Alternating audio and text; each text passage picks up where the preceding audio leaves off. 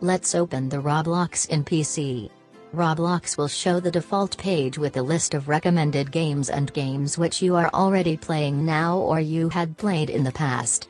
After clicking on friend icon, you will see the list of friends in your Roblox account. I have 0 friends. Now I am searching a Roblox player Jaxie who is my close friend in school.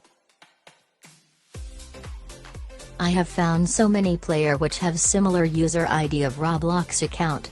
Let's send the add friend request to one of Jaxie. If Jaxie accepted the friend request, then this player must be added in my friend list. Remember, I had 0 friends in my Roblox account.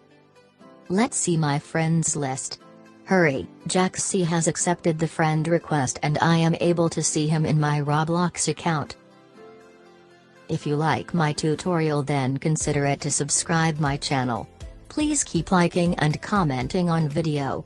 Thank you for watching.